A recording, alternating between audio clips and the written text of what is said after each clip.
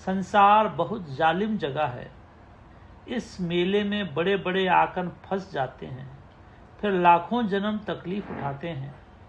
अभी जो कुछ बता रहा हूँ इसको ध्यान से सुनो, पूर्ण विश्वास से सुनो, उसमें अपने जीवन को ढालो, नहीं तो बाजी हार जाएगी। एक बात सबको अच्छी तरह से दृढ़ करनी है, जगत में जो कुछ भी होता है या होगा वो सब मेरी इच्छा अनुसार होता है। सब रूपों के अंदर मेरी इच्छा काम कर रही है। मनुष्य फजूल में डींग मारता है, मैंने ये किया, मैंने वो किया। It is all nonsense. मेरी इच्छा के बिना एक तिनका भी नहीं हिल सकता। जब ये सच्चाई मन में दृढ़ हो जाती है तो जीव शांत हो जाता है, सुखी हो जाता है, निश्चिंत हो जाता है।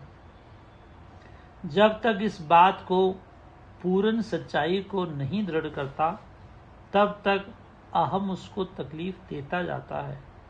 वह सदा दुखी रहता है, उदास रहता है, परेशान रहता है। ऐसे क्यों नहीं हुआ, वैसे क्यों नहीं हुआ, मैं ऐसा करता तो ऐसा हो जाता, मेरे से गलती हो गई, अब मैं ऐसा करूँगा तो ऐसा हो जाएगा। ये सब उल्टी खोपड़ियों की निशानियां हैं। जो भगवान को कुछ नहीं समझता, अपने को सब कुछ समझता है। जो सब कुछ है, सब कुछ करने कराने वाला है, उसकी ओर ख्याल ही नहीं, और खुद कुछ भी तो नहीं, जर्रे के बराबर भी नहीं, फिर भी हर समय अहंकार उठाते रहता है। ऐसे करेंगे तो ऐसा होगा, वैसे करेंगे तो वैसा होगा। ऐसे ही महामूर्ख, पाखंडी, घोर नरक के भागी बनते हैं। वो ईश्वर को कुछ नहीं मानते, अपने आप को ही सब कुछ मानते हैं।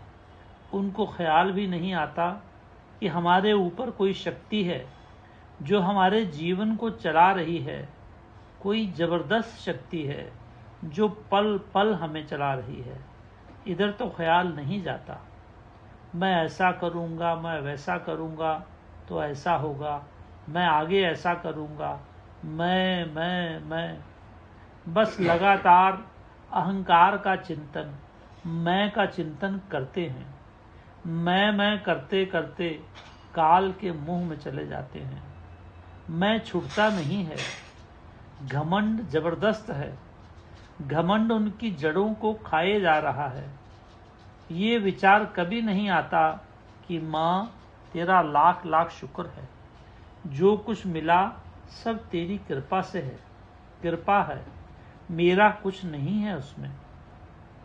घमंड करते हैं तो परेशानी भी रहती है, मुंह पर हवाइयाँ भी उड़ी रहती हैं। इस डर से शरण में नहीं आते कि हमारी वासनाएं पूरी नहीं होंगी।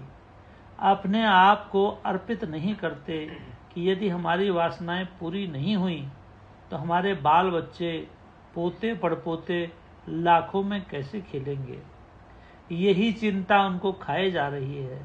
मेरी 6 पुश्तें सुखी रहनी चाहिए, उनको कोई कमी नहीं आनी चाहिए। ऐसा करते करते एक दिन काल के मुख में चले जाते हैं।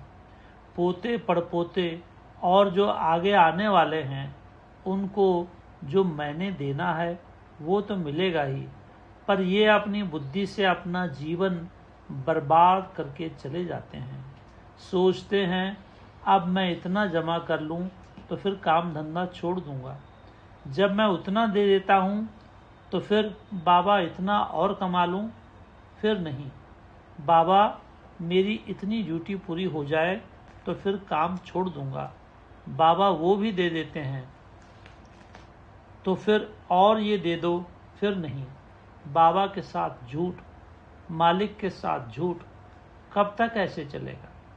संसार में जो कुछ मिलता है मेरी इच्छा से मिलता है। जिसको जितना मिलता है वो मैं पहले से ही तय कर चुका हूँ, उसी के अनुसार मिलता है।